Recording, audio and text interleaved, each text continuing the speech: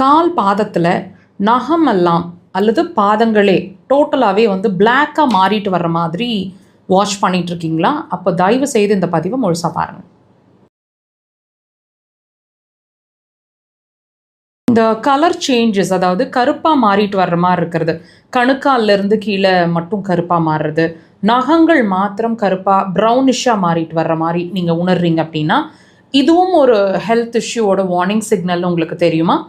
உங்களோட லிவர் ப்ராப்ளமில் இருந்துகிட்ருக்கு. அதாவது லிவரோட main function அப்படிங்கிறது டீடாக்சிஃபிகேஷன் அப்படிங்கிறது நிறைய பேர் நமக்கு தெரிஞ்சிருக்கோம், நம்ம படிச்சிருப்போம்.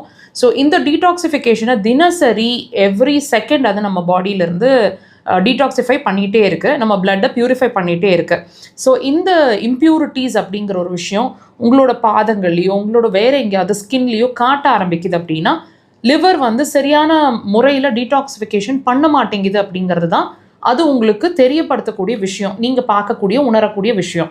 ஸோ இதை வந்து நீங்கள் ஒரு வார்னிங் சிக்னலாக எடுத்துகிட்டு, அதாவது உங்கள் லிவர் உங்களுக்கு சொல்லக்கூடிய வார்னிங் சிக்னலாக எடுத்துகிட்டு ட்ரீட்மெண்ட்டை ஸ்டார்ட் பண்ணணும்.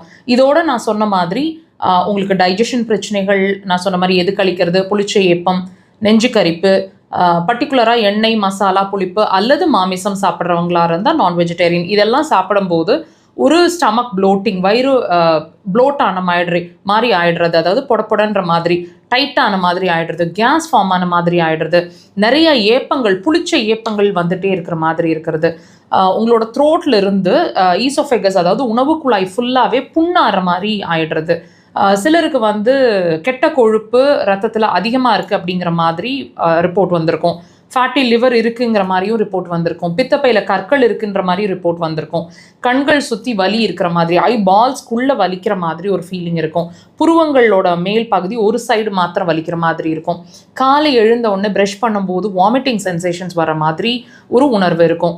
இதெல்லாம் இருக்குங்க. நெகட்டிவ் தாட்ஸ் நிறைய இருக்கும். இதெல்லாம் அடுத்தடுத்த நிறைய, அதாவது நீங்கள் கவனிச்சு பாருங்கள், நீங்கள் நிறைய பேசணும்னு விருப்பப்படுவீங்க, நிறைய பேசிகிட்டே இருப்பீங்க, டாபிக் வந்து அடுத்ததுக்கு போயிட்டே இருக்கும், பேசிகிட்டே இருக்கிற மாதிரி நிறைய உங்களோட ஸ்பீச் வந்து அடுத்ததுக்கு போயிட்டே இருக்கும், ஒரு ஃபுல் ஸ்டாப் வைக்கிறதுக்கு உங்களுக்கு இருக்காது. இதெல்லாம் நீங்கள் தயவுசெய்து வாட்ச் பண்ணுங்கள். இதெல்லாம் நெகட்டிவ் சைன்ஸ் இல்லைங்க. உங்களை நீங்கள் கிரிட்டிசைஸ் பண்ணிக்க வேண்டிய அவசியம் இல்லை, நெகட்டிவாக எடுத்துக்காதீங்க. இது எல்லாமே உங்களோட பாடி உங்களுக்கு சொல்லிட்டு இருக்கக்கூடிய ஒரு வார்னிங் சிக்னல். தயவு செய்து இதெல்லாம் ஹெல்த் இஷ்யூங்கிறத அண்டர்ஸ்டாண்ட் பண்ணிக்கோங்க.